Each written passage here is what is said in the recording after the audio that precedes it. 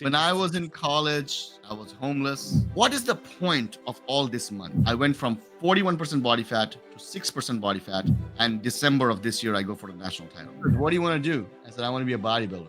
He looks at me like up and down. Right. I can picture it right now. I always wanted to start my business, but this is what imposter syndrome. It's like I just wanted to walk into the room, turn around, and walk out. I'm growing up in India. Who's going on a cruise? Mark Talukdar is a business coach, peak performer, host of the Peak Performance Perspective podcast. He's also an amateur, nationally qualified bodybuilder and a good friend. Not only do I love America, but America influenced who I became years before I actually moved here.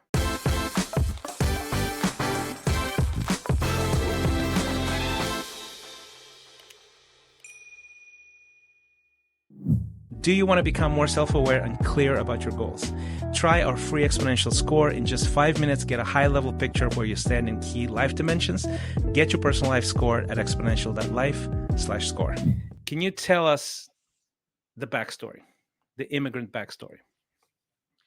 Yeah, I grew up in India until I was 18 years old. And right around when I was 15 or 16, I read in the American history class about the Boston Tea Party. And I just remember having this vision of a ship on the ocean and this tea everywhere. And that was just a vivid image in my head. And that Really? really made me, yeah, Of all things, uh, the Tea Party. the tea party. Yeah, just the image of tea, just the black tea in the water, just surrounding everything. Okay. Right? So that made me want to read American history more. And the more I read, the more fascinated I became. And I decided, well, I want to go to the US. But my parents weren't supportive of that because I am the older son. So at the age of 18, I just packed my bags. I applied to Boston University because of the Boston Tea Party. I got in, but So hold on. You applied to Boston University because of the Boston Tea Party, correct. specifically. It was the only university I applied to because in my head I was like, well, this is where I want to go. That's fantastic, man. So I got in, but then they sent me a letter for tuition, and it was like $40,000 a year, excluding room and board. And my parents weren't gonna pay a dime. Yeah. So I was like, well, that's not gonna happen. So I started just scrambling for like state schools. And if I was good enough to get into Boston University, I was good enough to get into most schools. And I got into a school in Pennsylvania and came to the US. What were the parting words with your parents? I think my dad still isn't, and it's been 19 years. Yeah. So your mom My was mom's supportive. personality is also such that she's a go-getter, and my dad is a little bit more conservative. On the Let's just safe say side. that. On the safe side. Yeah. Yeah. So Okay. so that was that. Okay. So you come here. You come to Pennsylvania. You have basically no connections, no capital. But what is this? What is this obsession with the U.S.? Like, what do you think that was? I think growing up in the 90s, in India, um, you look at US, all the wonderful, amazing things are happening in the US, Yeah. right? Yeah. Yeah. And you're in your own country and you're looking around, you're thinking nothing's happening here, and you start thinking, do I have talent? I think I have talent. Maybe I have talent. Maybe Yeah. I'll go there and maybe I'll make a better life for myself. That's the quintessential immigrant story, It right? is, yeah, and you and I connect on that.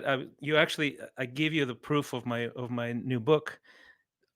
That is basically that, and basically one of the things that I say there is that not only do I love America, but America influenced who I became years before I actually moved here because of those. It's cultural exports, ideas, almost like an energy, a vibe. You don't even know exactly what it is, but you go, that right there, I identify with. Was that something similar with you? 100%. 100%. We grew up with American music, Yeah. American movies. So that always had an impact on us. But for me, the concept of freedom, the concept of entrepreneurship, even at that young an age, um, there was just a folklore in the air about America. It was, This yeah. is pre-internet days. Mhm. There was no fact checking things here or there. There was just a folklore, and everybody said it, and everybody believed it. So I believed it. Yeah, me too. I remember it sort of felt like this is in a parallel universe somewhere. Like there's no way I could ever even see it with my own eyes, let alone live here and flourish here and function. Early on, that was sort of my thinking is that yeah, there's another planet. It's called America, and in on that planet live people who dare great things, and they build businesses, and they drive these really pretty cars. And what, in high school you can drive a car in high school? That there's no way. That is crazy, right? Like things like that, or people go on cruises. I remember there was this '80s show called The Love Boat, which is a horrible show. I watched it recently, and I was like, oh my gosh, I can't even stand this thing. But at the time, the concept of you go on cruises and you drink fancy drinks and you're well dressed. I mean, no, none of those things were real in my world at all. Was that similar in your world, or was it a little bit better than that? It's pretty much the same. I'm growing up in India. Who's going on a cruise? We Yeah, grew up with the Friends, the television show, The Friends and Seinfeld and all of those things. yeah, yeah. And just looking at New York City and looking at young people who are not much older than us, or at least portrayed on the television by That's right. actors like Yeah, that. yeah, I was like, wow, I am so much farther off than them. We don't yeah. have these things. How do I get there? That's exactly it. It's fascinating, right? It's fascinating how you sort of absorb it through your pores, and then you go, I'm not okay with not trying that. That sort of was my thing, right? And it influenced the way I think, even when I was sort of developing my early career overseas. Like, I approached it with an American mindset. When I was doing music, that was my first thing, and I remember I would get my hands on magazines and books about the music industry, so I could tell you. I mean, I've never been to the States. I could tell you all of my favorite artists, who produced the music, who mixed the song, what label signed them, well, who's the director of the music video, that sort of thing. I knew these things from the inside out before I even started a career. So I was thinking in show business terms, when at the time there was really no show business to begin with, but I was thinking that way. And it's fascinating because I go, well, America formed me way before I even considered moving here into this different person. Absolutely, absolutely. Same here. Um, we would just know things and know music, and at some point it became a status symbol Yeah. to listen to American music. It's just so different than the music we had, Yeah. right? So Oh, yeah. memorizing the lyrics, and being able to sing along with them was like a status symbol. You Yeah. know, Yeah. um, I still remember one of my friends in high school. He somehow found a cassette for Metallica. The and till date, Metallica is my favorite band because I think I listened to the songs like so many times I wore out the cassettes because Metallica, even in America, where rock music and heavy metal was big, they were number one. So Yeah. let alone worldwide, like in a different country where there was no heavy metal, this was like music from the gods. How are they making these sounds? you Yeah. know? Yeah. Yeah, I agree. Same thing. Mine was Michael Jackson, Prince, Jan Jackson, Whitney Hughes. I was into R&B pop. That was sort of my Mhm. jam. And then jazz. I liked jazz a lot, and eventually I actually met some of those people, which was just insane, right? Okay, so you're in the States, uh, basically alone. How did you fare? When I look back at my life and when I look after even coming to America, every success that I've ever had, the most important ingredient that I had to be successful wasn't discipline or commitment or hard work or intelligence or any of that. It was naivete. Naivete is such a wonderful trait to have because it allows us to try things without giving up on them because we have outthought ourselves out of it. you Right. know so when I was people ask me all the time, like, did you have a plan? No, I did not. you know Yeah, I you were mean, just I there. just because at the time I thought, well, I have to go there and figure it out, Yeah. right? So I can't have a plan now. When I got here, then I realized, I truly don't have a plan, but you're sort of living day by day, Yeah. and you're Mhm. figuring it out as you go. So initially, from a personal standpoint, it was very difficult because it's like hitting the reset button on your life, and I was only 18. I thought I was like super mature and all of that. Looking back at it, I was a kid. So no, you don't know anything. You don't know street names. You don't know what food to eat. I remember first time going to the Subway, sandwich chain, and there was like a 100 different ingredients and you have to tell them what to put on them.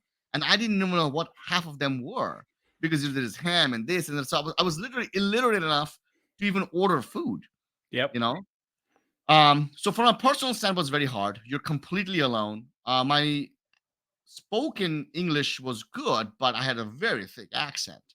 So that was all hard. But what was harder for me was I needed to find a way to survive, right? I need to find to because even though I didn't technically have a plan, the overarching plan was, well, I'll get there, I'll get a job, I will work the job, and then I will make money and I will pay for school. And I learned that from Hollywood. I learned That's that right. from movies. Yeah. That's Well, I what. didn't realize those That's how it works in America. That's right. Yeah. Yeah. The movies were made in the 60s and 70s where you could work at a gas station and probably pay a little bit of, money of the Yeah. tuition. Not in the 2000s, where tuition is this much. So yeah, it was very hard. That's so okay. So you figured it out, obviously, right? Tell me about the sort of the the path of the professional, the professional path, the stops that you made along the way, and the pivots Like going through college, you mean, or after college? after college. After Oh, first college. of all, what degrees what did you study in the first place? I have a bachelor's degree in computer science. I have a degree in mathematics. I also have a master's in IT. I always wanted to be a programmer because I wanted to build things. Right. And I don't know if it was just a gap in my knowledge or maybe I didn't ask the right questions or what it was. Whenever I thought about the ability to build things, I always associated that with the independence to build whatever you want to build. That's actually an interesting point because you are a creative, although you are in sort of these technical professions. You have a creative instinct. You don't want to just be a cog in the machine. You want to build something you want to build, right? Yeah. And I didn't truly realize how much of a cog in the machine you are, even As a even though you're a programmer, yeah, programmer. absolutely, yeah. So I became a programmer and I started getting these requirements to build systems that just didn't make any sense. And I would ask questions and say, well, this is what they want. This is what we give them. I said, this is a complete waste of my time, and everybody's time and the company's time because we know, like I'm telling my lead program, there are flaws in this. Like, this is not going to work, right? Yeah, yeah, but what are you going to do? So I was like, okay, well, if I become a lead programmer, I will have the voice to be able to say that. So I became a Yeah. lead programmer. When I Mhm. became a lead programmer, I realized, well, it's coming from the business analyst. The business analyst, we are not even allowed. The lead programmer is not even talking to the customer. It's the analyst that is going and getting requirements. I said, okay, well, I'll become an analyst. So I moved up and became an analyst.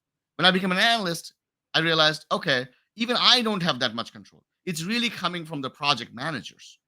And these project managers mostly don't have a tech degree. They have more people skills. So I was like, okay, well, I'll become a project manager. So I became a project manager. So I kept climbing the ranks to get to a point where I could have an influence on what is being built because I could always see things not working out, Right. but I never had any impact on them. And it Mhm. took me very many years to realize unless you're C-levels executive, you don't have that much say in what gets built. That's right. So I realized, okay, well, this is not working out for me, right? I don't want to do this. Also, I told you from a very young age, I had an entrepreneurial bent. I wanted to start my business. But it's one of those things. There's so many times that we wake up in the morning and we're like, how did I get here? And I had worked so hard on being unemployed. Like when I was in college, there wasn't a job that I didn't do. I could literally clean your toilet to create your website. Mhm. Whatever could get me money, I would do it. I'd work so hard to get to a point where I could finally build things, and now I can't. And I just have to live the rest of my life. Sure, I was making great money. She started as a programmer, six figures, right? Yeah. But am I going to spend the rest of my life now just taking orders for things that don't make sense, right? So, and I wanted to be an entrepreneur. So I said, okay, well, what do I need to do to be an entrepreneur? And I took a deep look at myself and I said, You can't run a business when you don't have people skills, when you don't have sales skills, when you don't have marketing skills. And I grew up as a nerd. I'm proud to be one. But as a nerd, we are better at hiding behind a computer and building things as opposed to building networks and connections and this and that. I am the guy, I used to be the guy that had a glass of wine at a social party, at an office party, that's in the corner, that's hoping nobody talks to me. Right. I mean, so many of us can relate to that. So I realized I have to get out of that and become somebody else. And in order to become that somebody else, I need to learn sales and marketing. And I can't do both of them together. So I quit my six-figure job. The good news is when you come from nothing, you're not afraid of going back to nothing. You grew up with uncertainty as a baseline. You don't really depend on certainty as a massive thing. I was actually just talking to somebody as a guest in a guest podcast that an immigrant has an advantage, as an unfair advantage over a local um, person, because we just don't have that fear that something will be taken away from us, because we sort of started with nothing in the first place, and we're not really freaked out by that. And I think that can actually be achieved by someone even who grew up, in a very prosperous place or family. Just by just thinking about it deeply enough, you can really think your way out of that fear of uncertainty. But I think you and I, people like us, we just have that in our genes already. Because I mean, what is it going to be worse than dot dot dot? Well, that wasn't too bad because you get used to it, right? So you can try Yeah. new things. It's When I interesting. was in college, I was homeless at a point. I used to sleep in McDonald's bathrooms. Then there was a time when I was sleeping in a church for months because I knew a pastor, and she was kind enough to open up the church door. So I would sleep in the pews at Mhm. night. You know, I've I've gone through that. Yeah, What could be worse at this point in my life? Like, I already have college degrees. I know any day I can go back to that. But there's a exactly. tremendous, um That's an positive advantage. That's a outcome, right? massive advantage. Yeah. Exactly. If you have a long-term vision, the thing that you want to do, for example, for you is I want to be able to build things. I want creative control.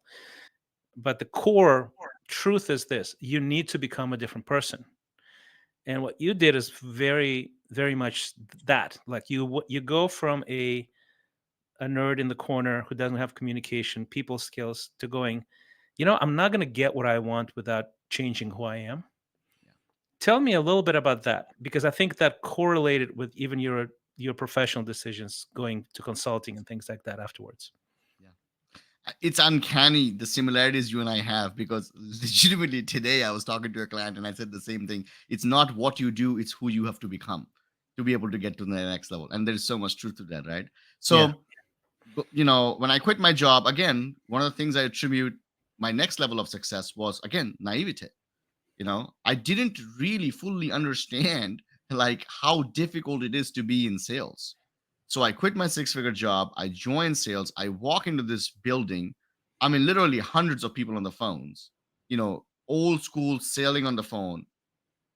And it was one of those moments, like, I just wanted to walk into the room, turn around and walk out.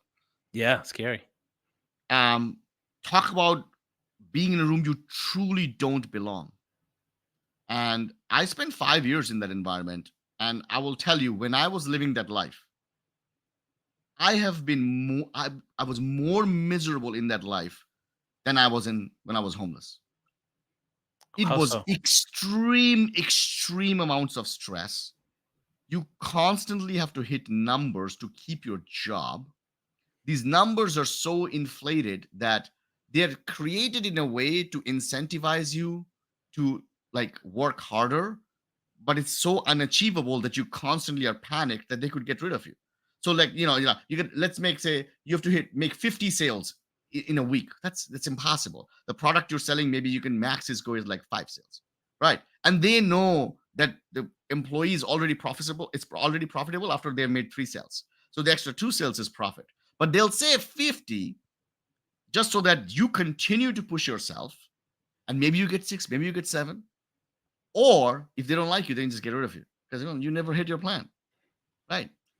Now, on top of that, my personality is not that, right? I'm not a good communicator. I'm a shy, introverted kid, And on top of that, depending on the organization you work for, sales sometimes can be very, very shady, right? I did not want to sacrifice certain ethics and values that I had. So I there were times when I was would I read a book and that said that if you put a pencil in between your mouth, you will fool your brain into feeling happy because your face is like this. And I would literally drive to work every single day with a pencil in my mouth Oh my for a god. half hour. I had pencil after pencil that were never used. That is had bite marks on them, you Oh, know. that's hilarious. Yeah. But I was also grinding my teeth, so sometimes I'd break through the pencil. But here's the thing: when you are a fighter, you're a fighter, and you Oh fight. yeah. You I was learn to just thinking fight your that. way out. You're an intense guy, man. Like that's just there's certain things that you can't learn, and that's you right there. That's funny. So by the end of my stint, the fifth year, I was top 1% in the country. And that's when I realized my transformation was done. Now I had achieved what I'd seeked. Like, I went through a health phase and I used to look like, the mascot of Pillsbury Doughboy. And now I'm a nationally qualified bodybuilder. When you look at my old photos, sometimes you wouldn't believe that I look like that if there wasn't a photographic evidence of it. I've seen the photographic evidence. Yeah. In the same way, I wish there was a photographic evidence of that personality that I was, the shy introverted kid, because nobody believes that when they meet me now. Yeah. But I had to make that transition. No, So I made you're the you're transition definitely and a different person. Yeah. Hmm. yeah. So I made the transition and then I was like, what's the next step? And I realized that, okay, I was in tech and I'd learned all these skill sets, but I was never able to build things. Okay. Now I have these sales and marketing skills. I can start my own consulting firm and do end to end consulting. And then I can finally build things because you hire consultants, bring in them to have them just, here's the project, we want this built, you build it. So I became a professional consultant and moved to New York City. The next part, I moved to New York City. I'm a professional consultant. I'm working for companies you wouldn't believe. I walk in, I don't know, how many times, I have to learn lessons for me to learn it. I still have a boss. Now it's C-level executives who are paying me really good money, but telling me what to do. Not only that, it's even worse. They almost want to control every movement they have, and they have such inflated egos that they cannot be told something is wrong. But here's where the congruence of skill sets comes into play. I started being able to get contracts that other consulting firms didn't because now I was good at talking and I could listen and I could understand what you're trying to say, where my sales and marketing part of the mind came in. Now I was able to analyze that real time, convert into an engineering solution, and give it to you on the same call. Nobody could do that because when you other consultants, you're either techie or you're a salesperson, and they're like they don't understand themselves, let alone the client. So I figured this is my genius zone. So I started going after companies and projects that were just like in the consulting world. You just know from friends, like don't go there. Like this project's been stuck for like 6 years, 7 years. And I took on one of my major projects was something that was almost stuck for 7 years. I won't name the company, but it's a big company. And this was a project that was an interdepartment project. Like every department in the organization had a stake in it. And this project just didn't move because all the department heads have so much ego of what they want that no consultant could get this to move. And eventually they just get fired. So that was my biggest success. They brought me in and I got it done. And I got it done. I hired a team of engineers. And even till day, like I speak to some of them are really good friends. And they always saw the magical thing was I would tell them we're going to go into this meeting, this person is going to say this thing, and then when this is I'm going to say this thing, and you will notice that this person will say this thing. So I would map it out because I'd studied them so well. You just learn people's sales and marketing is about understanding the person.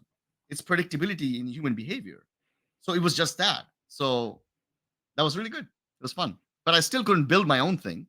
I was still building whatever they wanted to build. I had more influence on the build, of course, a lot more influence, but But you still had a boss, and you still didn't decide what to build. correct. So what happened next? Well, it was time for me to start my own business. you know, It took you 3, 4 maybe moves yeah, to actually get there. Okay. yeah. Honestly, I always wanted to start my business, but this is where imposter syndrome comes into play. At what point do you truly feel like you're ready for it? You never And do. You're never ready, exactly, actually. Yeah. exactly, you're never ready. And I'm making this progress. Like I'm making low six figures, mid six figures. Now I'm at seven figures. And life is really good. I'm living in Manhattan. I have a really nice place. Life is very good, like as good as it gets. I'm a professional consultant. I make my own hours. I'm meeting top people. So there's the golden handcuffs, right?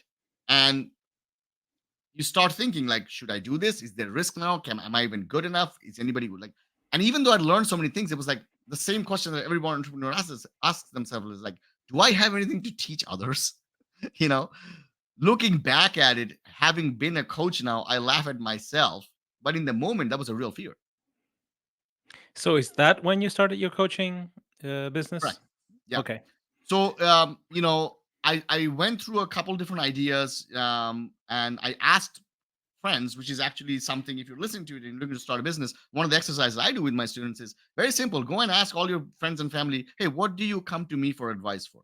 Like, what would need to happen in your life that you would say, like, I need to call Mark, I need to call Christian. And if enough number of people say that, that's what you have to offer, right? So started asking people, hey, what happens that you're like, I need to talk to Mark? And there were two things that kept coming up repeatedly. One was like, oh, if I have a career help, if I need to help in my career, like I'm stuck in a job, I know to tell you because you know exactly what to do because you have gone through all these things, you know how to get into companies, right? And then the other thing was also that if I have a personal problem, there is nobody that is on my side like you are. Like you fight the fight for me. Like so, I always know I can rely on you. Well, I can't charge people for being their friend, so that's not a good idea. That's not a good business model, right? So I thought, okay, well, I can start a business helping people get jobs because that's what people are coming to me for. Well, it didn't really work out really well because there's a fundamental problem. People who need jobs don't have money to hire people to get them jobs. So it did okay. I just realized when you're in business, one of the biggest things is that you got to know when to exit because a lot of us stick to the same idea for far too long because we're emotionally invested in it. So you And still I've just you didn't really stop being a coach. You just pivoted to a different type of coaching, correct? correct. Yeah.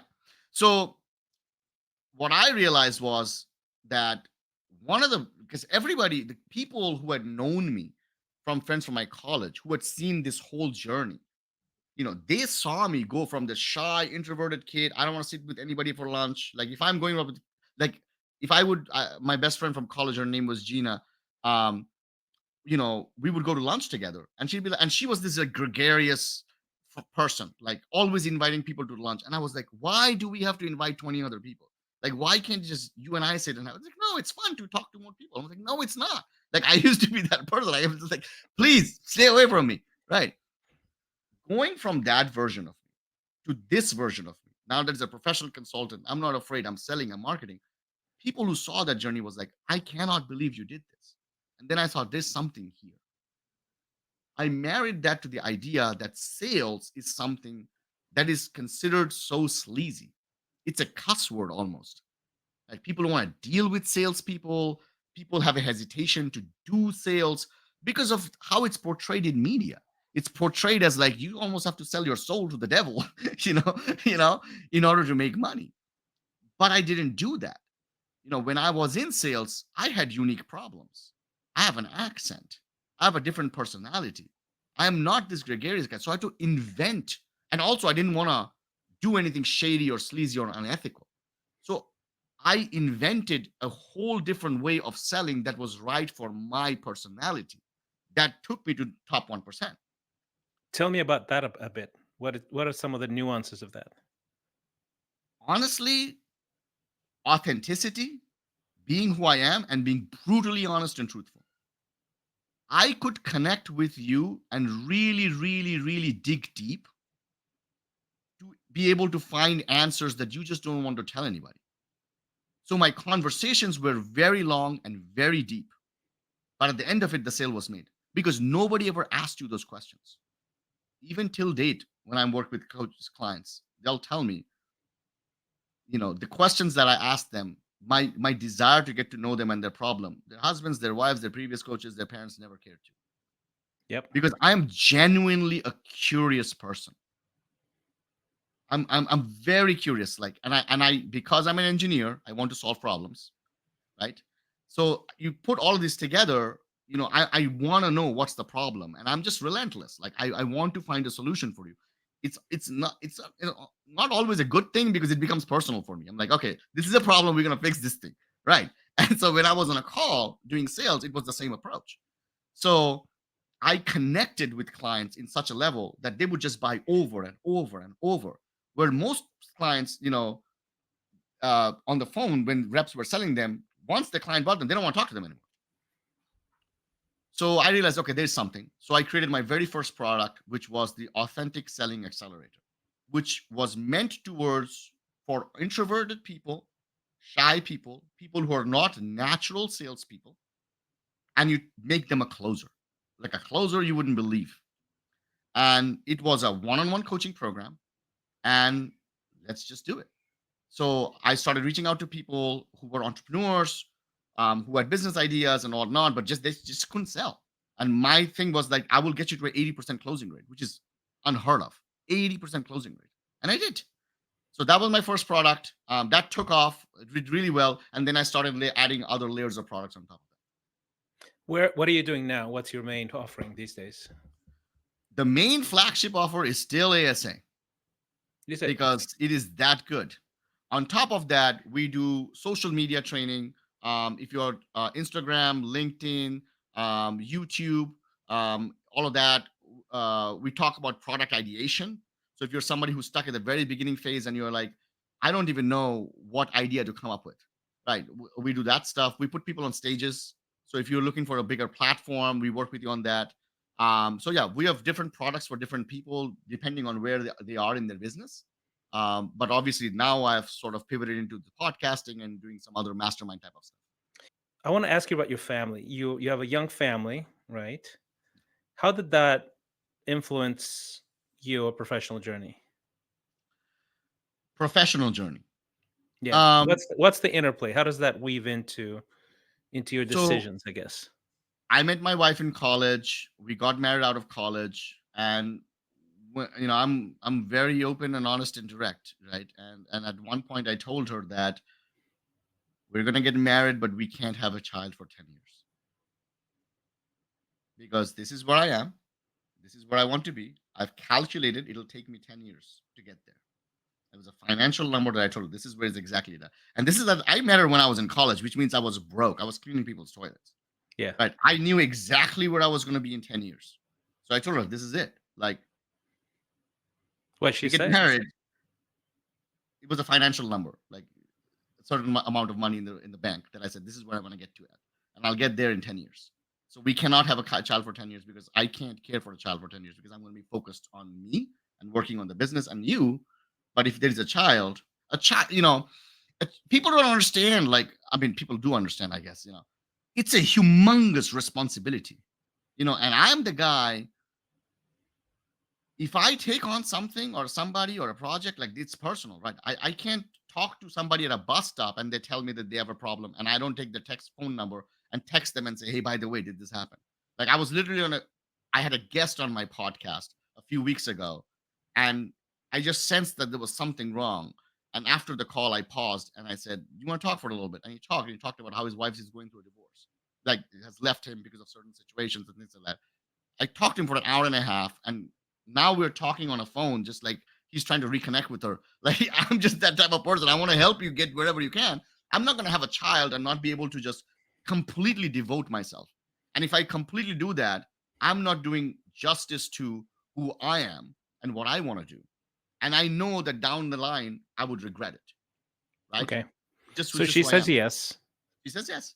So we got married and we got it. So she had a very specific path to get from where she wanted to get to, um, to where she is now.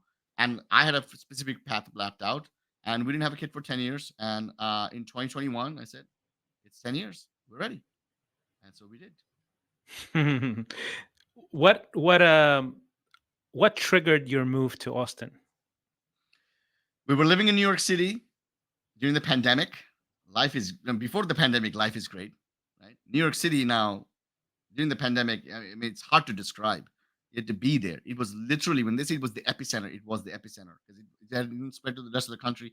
Nobody knew what it was, and you're walking through the city with air conditioned buses with just bodies lined up, right? And we had to walk because we had dogs that needed walking. We couldn't stay locked up in an apartment. We don't know what this thing is. All of 2020 goes through. 2021, they have finally opened up outdoor dining, and it's January, and we are finally reconnecting with friends, huddled under this heat lamp, just like so happy that we can now eat outside on the streets. You know what I mean? It's That like is not cool. I'm That is back to not being cool. homeless again. you know, you know. And I just had this moment, and I asked my wife, I was like, "What are we doing? Like, why are we here? We could literally go anywhere." This 2021 January, and she's like, "Yeah, what do you want to do?" I said, "Okay, this is what we're gonna do. We're gonna move all our stuff into storage, right? We're just gonna travel the country. We go to a different state, get an Airbnb, work from there 2 3 weeks, then you move to a new state. We just keep going Airbnb, Airbnb. We go through as many states as we can. It's an adventure. And when the pandemic is over, we drive back to New York City. Sounds like a great plan. So we're from New York, New Jersey, Maryland, Virginia. My wife goes, I'm pregnant. That's And I'm like, right. well, I think I Okay. had something to do with that, but I did not expect this to happen. Right. So now we don't know what to do. So we don't have a home to go back to New York City. So I was like, what do you want to do? And it's like, okay, well, why don't we just stay on the road and we'll figure it out? My life has always can be summarized in 2 sentences. How hard can it be? What's the worst that can happen? Yep. Right. Same here, It's baby. Yep. it's always that. What's the worst that can happen? We'll figure it out. So Yep. we went through all 18 states, on the East Coast. And June, we were going through Austin, through Texas. We're actually in Houston. And my wife was like, I'm in third trimester now, right now. And this whole time, it looks like I have a gypsy wife. Like we're gypsies, right? Because you don't have a home. You have a pregnant gypsy wife. And you're just going to doctors. And the doctor's like, where do you live? We don't have an address. It's like, why are the previous papers from like 4 different states? It looks like we're on the run. So we're going to Austin and Houston at the time. And then my wife was like, it's third trimester. We should try to find a place. Like, let's go back to New York City, but the pandemic is still on. I want to go back there, you know? So I'm like, well, what about Austin? She's like, okay. So we just got a Airbnb and then found a house and moved in here. We had all our storage stuff from the storage, moved to Austin. And the plan was we'll go back to New York City, but 3 years later, we're still here. Yeah. The mystery of Austin, Texas, right? It pulls you in.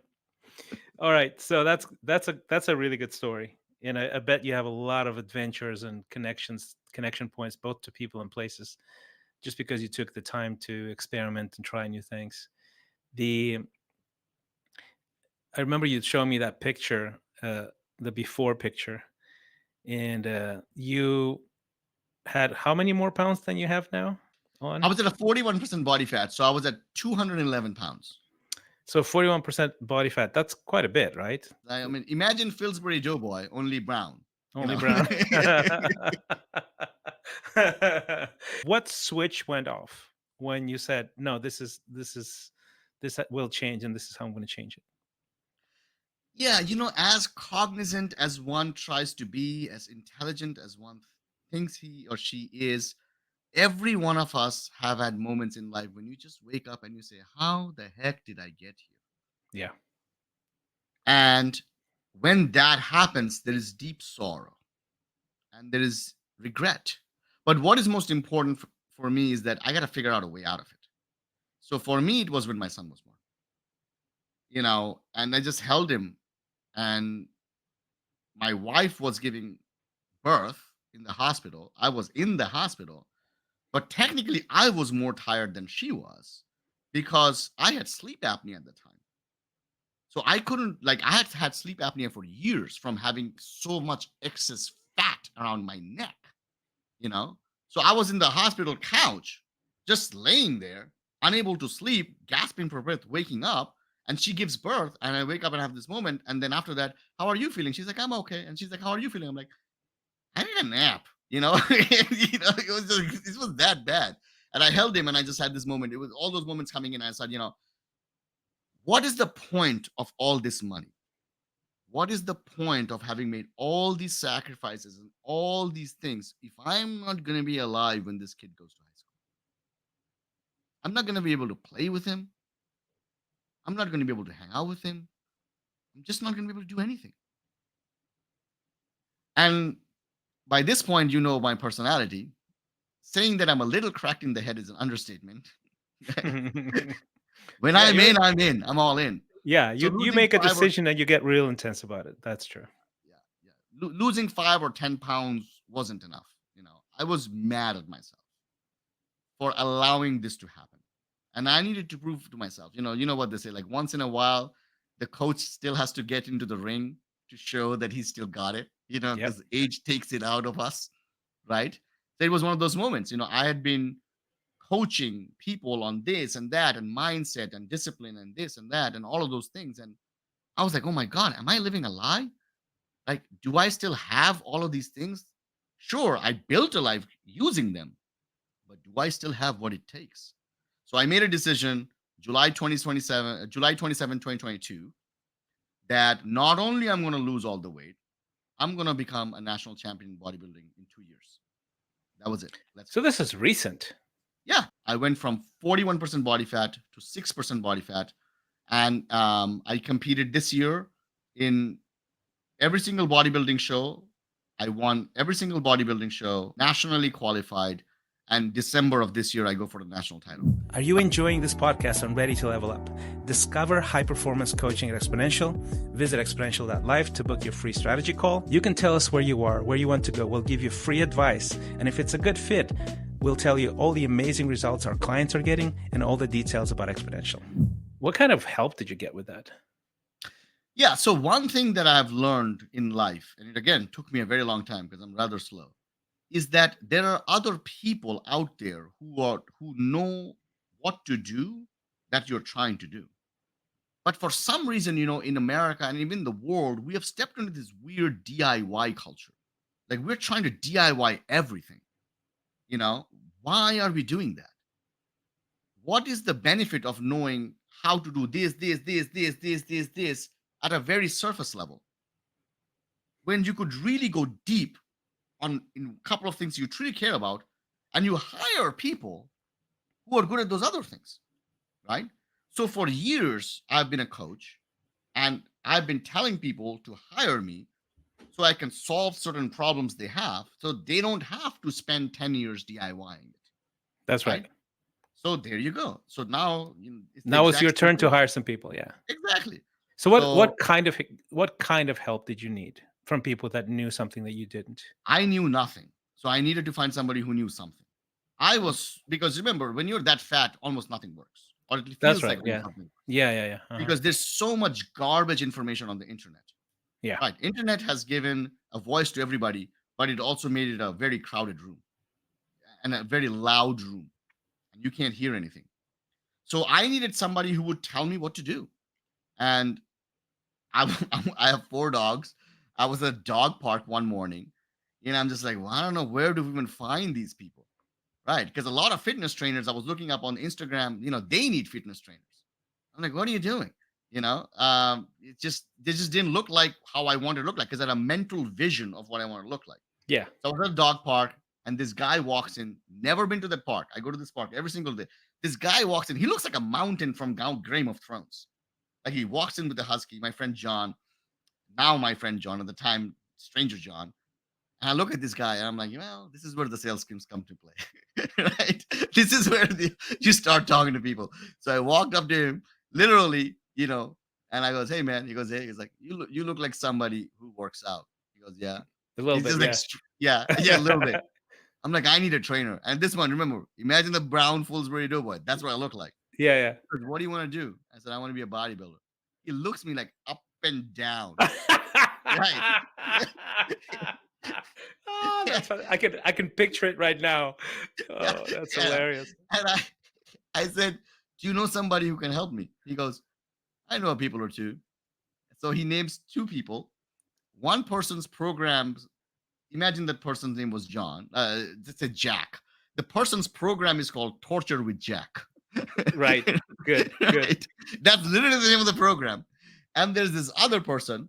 He gives it to me. I said, "Who's better?" He says, "Well, Jack trains with the other guy." So I was like, "Well, why go to the student? I go to the master." So I get his phone number. I call him. I tell him, "Hey, I want to train with you." He goes, "Okay." So I go and start training with him 3 times a week. That was the beginning of the journey. That's awesome. And of course, I hope we, in retrospect, because in the post production, we're gonna show some video of that in the intro.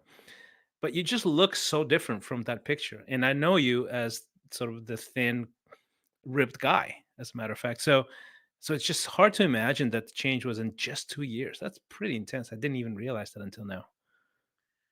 One thing that I want to say, and this is the most important part, and if I don't say it, I feel like I would have lied.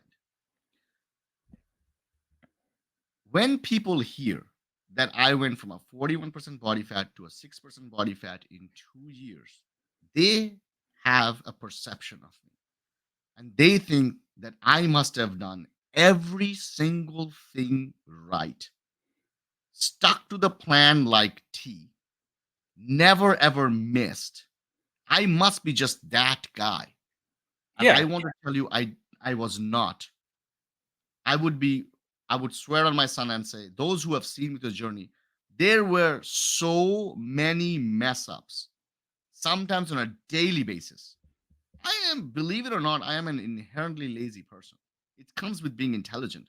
When you're intelligent, you're trying to find the shortest way to success, which also sometimes makes you lazy, right? So I am not that guy. So if you are honestly listening to me, I'm telling you, if I would have probably been that guy, I probably would have done in 1 year. But when you know the fundamentals, when you know what buttons to press, when you know what keys to press on the piano to make a certain type of music, you only need a couple of strokes and that's it. yeah, that's true. That's There you accurate. go. So my goal, because of my engineering background, because of my mind, how I think, because I'm lazy, I want to find the fastest way possible. And because I'm always learning and asking questions, I figured out a pattern of things that works for me. And I So, try to stick to it the best I can, and the results were there. so it's pattern recognition, right? It's what works, and then rinse and repeat, consistency. That's it. 100%. That's it. Consistency as consistent I can be, Yeah, which is absolutely. I put myself at a 70%, 65 to 70%. Which tells you a lot about the system, right? If you can do what you do at a 60 to 70% consistency, the value of understanding the pattern recognition and what works is huge. Yeah.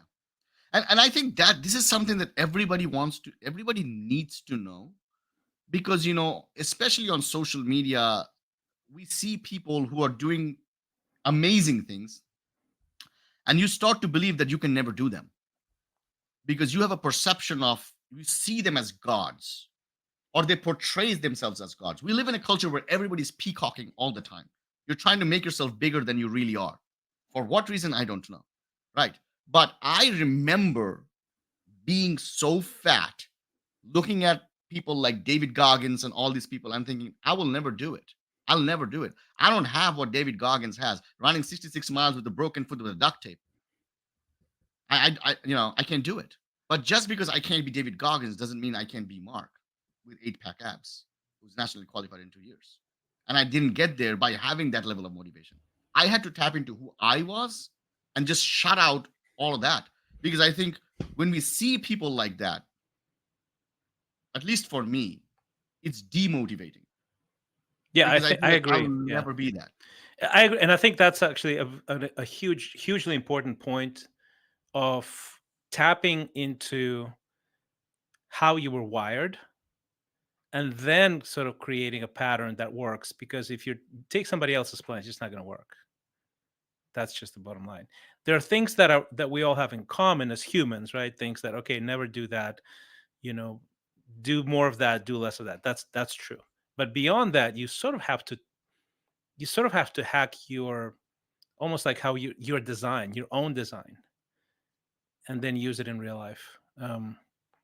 Okay, well, this has been this has been great. I knew we were going to love this conversation, my friend. And so, one last question for you as we wrap up, and I'm sure I'll have you back, and we'll talk about how you helped me get ripped.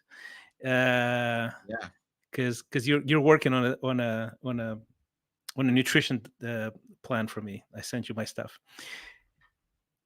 What was the age? What was a formative moment in your youth where you just took one right turn, right? The right turn that if you took another turn, your life would end up very different. How old were you at that time? I mean, coming to America was one right turn. One right turn. Probably the most important turn that I So ever took. 18, 17, something like that, thinking about it, making a decision, navigating Yeah. parents' approval, disapproval, all of that stuff, right? Applying to in Boston because of the tea, and then realizing that it comes with a price tag that you can't handle, and then all of that. All right. So obviously at the time you had no idea. Uh, you had no idea of the success you're going to have, but also you had no idea the hardship you were going to face and the mistakes you're going to make, and the things that sort of scar you and give you some wounds that you have to heal over time. So if you were to talk to that young man in India, 17, 18, applying, navigating, sort of family approval, disapproval, what would be the thing that you tell him that he didn't know now that it would be very useful for him to hear? It's like falling in love. You don't control who you fall in love with. And sometimes you fall in love with people you shouldn't fall in love with. But you fall in love and you continue to be in love with people without thinking about all the endless ways things can go wrong. Sometimes you have to believe. Sometimes you just have to hope for the best. Sometimes you just have to live in that feeling of love. And even though there's a million reasons why you shouldn't love this person, there is one reason you continue to love that person is because you love that person. In the same way, when it comes to goals or responsibilities or whatever you want to do, you need to have that faith. You need to love yourself. You need to be in love with yourself and show that level of faith to yourself so that even there is a million reasons why logically things are not going to work out, there is one reason why you still continue on that path. On that note, you're a good man. Thanks for coming on, Mark Talukdar. Please check out the Peak Performance Perspective podcast because there's so much more goodness there, just like what we just heard.